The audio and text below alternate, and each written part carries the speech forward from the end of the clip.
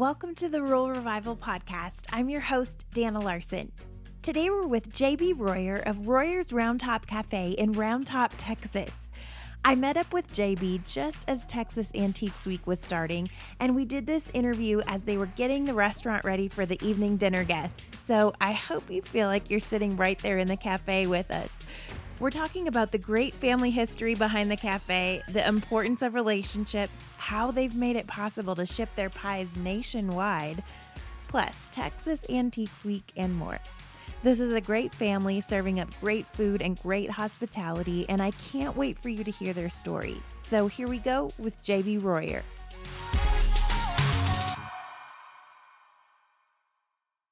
All right, we're here in Round Top, Texas with JB Royer of Royer's Round Top Cafe. JB, thanks so much for being on the podcast. Absolutely. You brought in the pretty weather. Yes, it's the perfect day to be in Round Top. Absolutely. Seriously. Agree. Well, tell us about you and life here in Round Top. Did you grow up here? I did. I moved here when I was 6. So Okay. My dad had been in the restaurant industry all his life. And so we were in Houston. And what ended up happening was he was out of a job when the oil industry declined, especially Houston being a big oil industry. So Mom taught piano, and there was a couple knew that had it, and they were trying to get rid of it. He was an airline pilot. And so in May of 87, we moved up here and just kind of took it on, and at that point in time there was only us in town, and he always said it was a matter of survival. We literally didn't have a whole lot. We lived off Mom's piano teaching money, and so growing up, obviously we didn't have a lot, but to him it wasn't a labor of love. It was at that point in time a matter of survival, and it was an opportunity to move and take over a great, well, you could see the foreseeing of what could happen, being able to take it over and create the brand that he wanted to. Yeah. Dad just eventually grew it. He was really great at creating a brand, and that's what he did. And so he knew he wanted to go regional, and then started shipping the pies countrywide. And then so he knew that he had a great marketing niche for that. And so I grew up in it, came home every weekend from school, from UT Austin, and so I would drive in on Friday and get to work and head back early Monday morning. And so that's what I did. My wife and I worked the same schedules, and I'd work here Wednesday through Sunday, and her shift at the hospital was Wednesday through Sunday, and I'd go back to Austin. And so we were provided with an opportunity to to buy the restaurant from the family after just having our second child and knowing how crazy it was, and that's what we did. And so we've had it now for 5 years, and just crazy. We love it. I love that too. And you now ship your pies nationwide, so that tells you how strong of a brand that he built. Yes. Is that something that he started with your dad too? He did.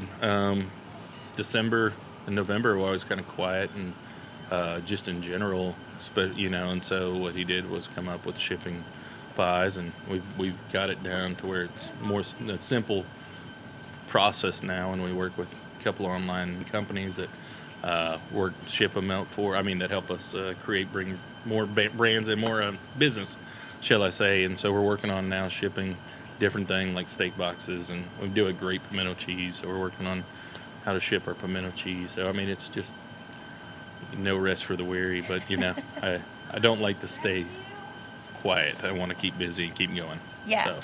So now all of this has been passed down to the next generation. What does it mean to you to carry on the family business? Probably honor and legacy, and I feel like I'm proud of what my wife and I have done, because there's 9 more restaurants in town. There's a lot more going on. There's more. It's not just even a matter of,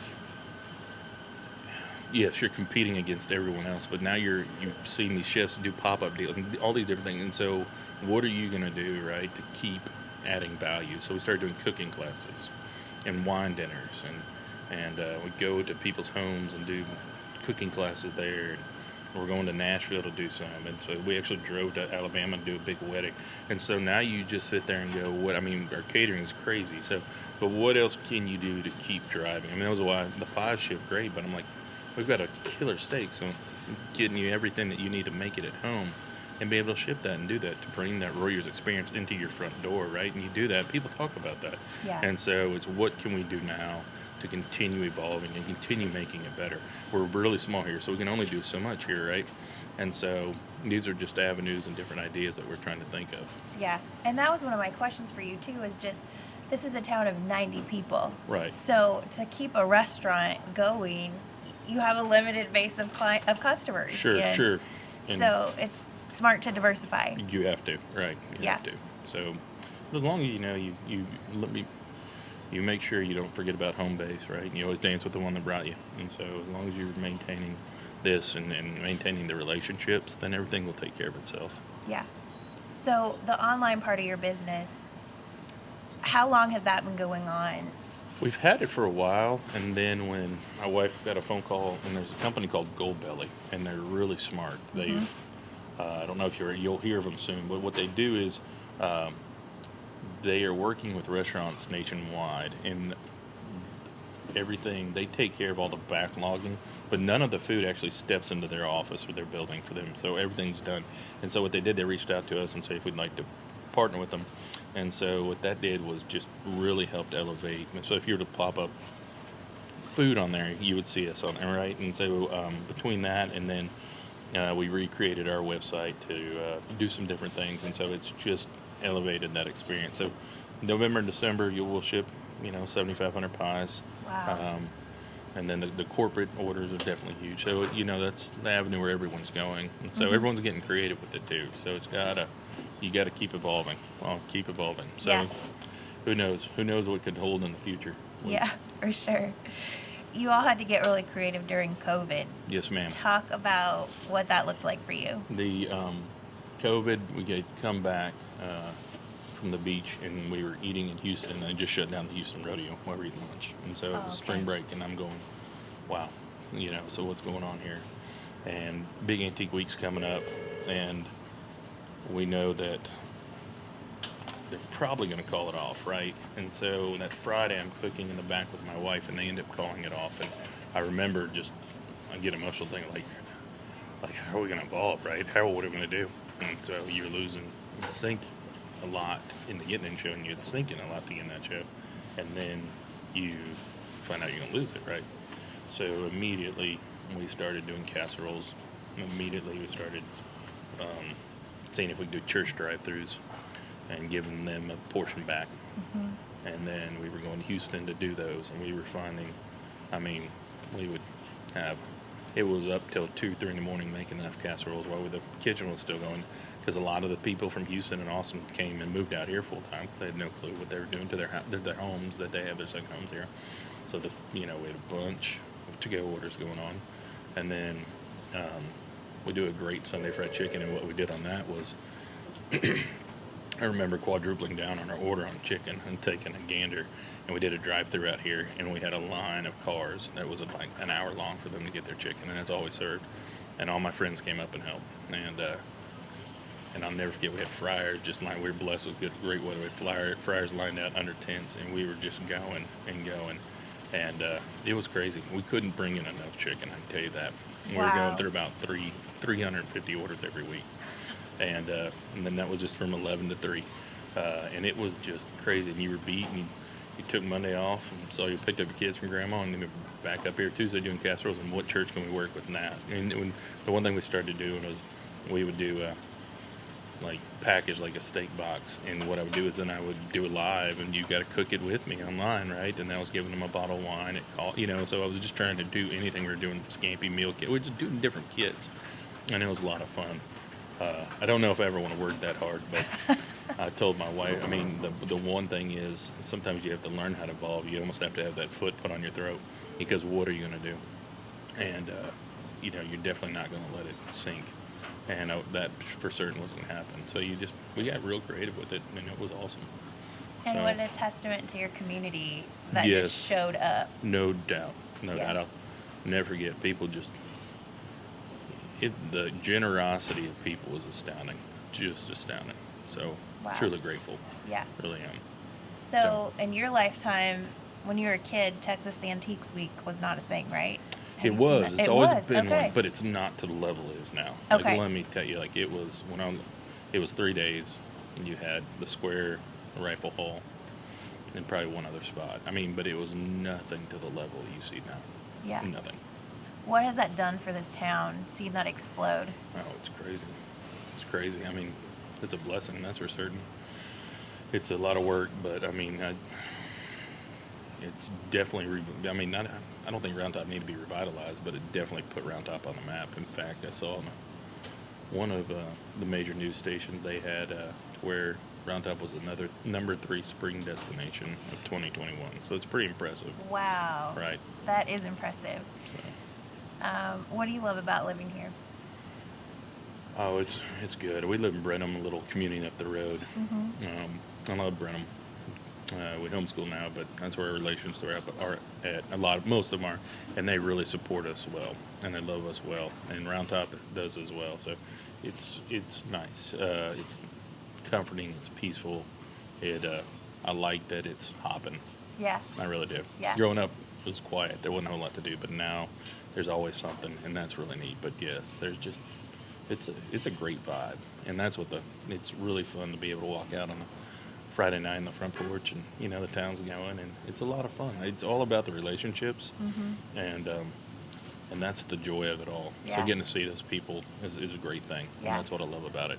And I can tell you just have a heart for serving Hey, people in your thank you. community. Well, it was always a gift that I was given, and so I work on that. So it's not cooking like my better half, but I love to be around people.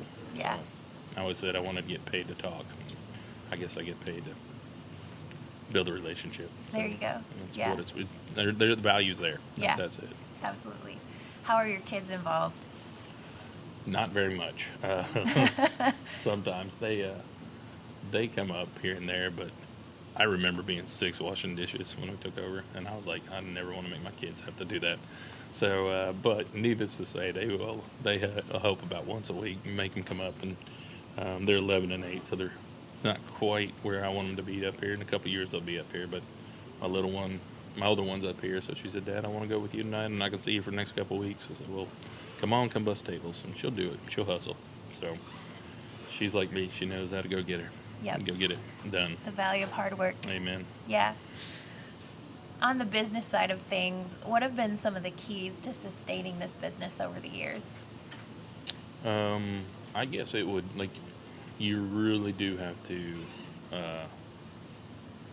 put the right people in the right place, okay? And we've done a pretty good job of that, and that's allowed us to go, like I said, to Alabama and do a catering, and that allowed you to build your business, right? But again, I would always go back and say that time and time again, the relationship aspect is where it's at. And so it was just the other night we had gotten off work, and one of our biggest friends and supporters that always eat here, they said, hey, come to the farm. Thinking, man, it's first week of Antique Week, and I just want to go home, but we're with the kids. And I told Jamie, I was like, I feel like we need to go. I mean, and so you put that value into those relationships, along with my family, not taken away from that time. And what you see is relationships take work, and if you really nurture those relationships and the customers that walk through that door, they will time and time again always be there. So next time you put on a cooking class, they'll do it.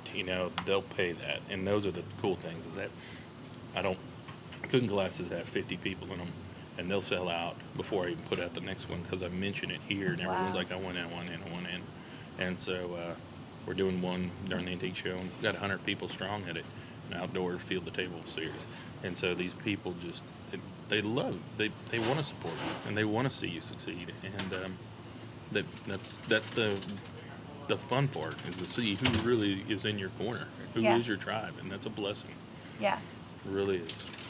What advice would you have for other small business owners out there? Build those relationships. Yeah. That's what I would do. Yeah. And so that, and I make sure you got the right people in the right place. Yep. It all kind of circles back to relationships. It's so true. Yeah. It really is. Yeah. What's next for you? I don't know. After we had put on a Kevin Fowler concert the other day, and I don't know where everyone's from that's listening, but for Texas country, he's pretty big. And we did it outdoors. And we had to bring in a stage from Louisiana, and we had 2,500 people, created VIP experience, and it's all we could fit there. Right? It was 2,500 people, VIP experience, and just courted him around and took good care of him. And he came back after the concert, and he said, I've never been treated like y'all treated me. He said, this is the best hospitality. He said, you should, think about it. Now, my wife thinks I'm crazy because I always try to do things. We tried to do a restaurant 2 years ago. And my heart wasn't in it, and it failed. And it's a blessing in disguise because you live and learn. But I'm always want to do something bigger and better. But I don't know. I'd like to maybe do another restaurant and make sure my heart's in it. But I don't know what's going on. I want to go do some more of these production. I have a lot of fun doing that. And so the hard work pays off at the end of the night.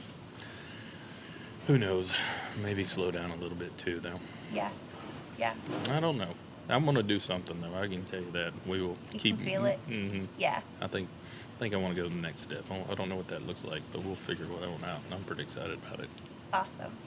So this is a side question, but the Royers down in Warrenton? I've been doing the food for that. They're using our name. Oh, they use your name. Okay, I wondered how that worked.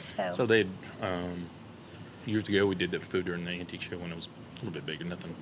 But they were dear friends, and they used their name. We gave them a lot of the recipes, and they paid us a small portion. And so during the fall show, just because I was like, what can we do to get a bump? And I was like, let's take over the food down there again and change some things. And took over all the liquor, the beer and wine, and went out really well. Did all the music. So this show, I was like, let's kick it off because they never open this weekend. They don't open until Friday. And I was like, let's go get a big name concert. I mean, well known around here. Right. And so we did it, and I think I'm drained off that one because I forgot so many things today, and I was like, man, I put all my effort into that, and I'm like struggling this week now, and I'm just like, crap, please don't drop the ball. But we'll be good. And like Thursday night, we're having a guy named Chad Prather play, and he's going to announce bid for governor. Not down there, but for Texas governor, and kind of an up-and-coming guy. But, it's just different. What can you do to make it better? So they, you're growing or you're dying. So I want to be on the right side of that one. Absolutely. What is your favorite memory here? Oh, one that sticks out recently was Marcus Luttrell. Are you familiar with that? Okay. So we have done a dinner cooking class with him, and we charged a good bit for the ticket, right?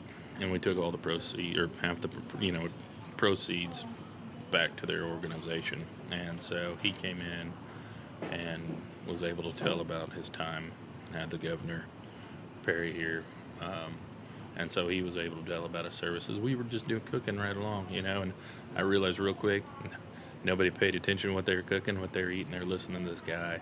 And just being able to pull that one off was really, really special just because he's a hero of mine. In fact, we had they were doing a ranch up the road for rehab for a lot of these gentlemen, and we just did a meal with them and a cooking class for them as well. And it was just an honor to have those guys. Yeah. I love giving back to our veterans. Yeah. And so that's, to me, one of the greatest honors that I can think of. And that's probably one of my biggest. I guess, probably as I remember as a kid, was our family was always up here. And dad, mom, and everyone's here. So, that's always fun. And when they all come back down and help once in a while, it really is a special environment. Absolutely. How do we follow along with what you have going on here? Oh, I'm pretty bad about putting stuff on social media or on Facebook or so. I always like, follow me, don't follow the cafe deal, because our social media person's like, you put it out there and then you don't tell me. I'm like, sorry, because I just come up with on a whim stuff, right? Yeah. But follow me, but then follow cafe. I usually I don't put on the website just because they sell out like that, and I'm horrible at keeping up with those things, so I've got to get a little bit better. But definitely the pies will be on there. And those different things. But I always tell people just follow us on social media, and that's usually your best bet so we can get you going. Perfect. And that's always fun. But I tell people if you want us to come, we'll come up and do a cooking class. So we'll go anywhere. So we like to make a trip out of it and get out of here and do our own things as well. Okay. Well, it's out there in the world, so contact JB if you're interested in that. Everyone who has heard that we're coming to Round Top, they all have said you have to eat at Royers Round Top Cafe. So we are doing that tonight. Yes, you are. We're so excited. I love what you've built here, and I'm just really excited to see what you have coming into the future. Thank you so much for taking time to come out here. It's Yeah. an honor. I really do appreciate it. Oh, me too. Thanks. Bless you.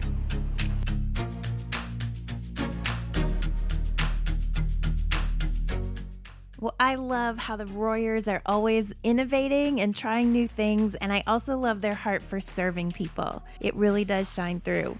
And can I just say, their food is absolutely amazing. So amazing that I hired them to come cook for a ranch dinner we did out at the Coy T Ranch in Pawhuska, Oklahoma, and we had such a great time.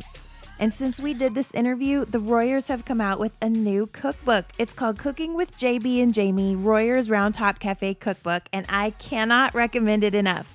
So be sure to go grab yourself a copy, give them a follow, and all those links you need are in the show notes. If you're thinking about hosting your own farm or ranch dinner, our Farm Dinner Event Kit has everything you need. This kit covers every part of your planning, from organizing volunteers to ticket sales to creating an unforgettable experience for everyone involved, and of course, the tips and tricks we've learned along the way. We've designed this kit to help save you time, streamline the details, and make things as easy as possible for you. And let me just say, if you're planning on doing this and you're looking to hire a chef, JB and Jamie might just be the perfect hookup for you. So go to ruralrevival.co/farm dinner for all the details. It just so happens to be on sale for the rest of the month of August. Huge thanks to JB for being on the podcast, and thanks to you for tuning in. Have a great day, everybody.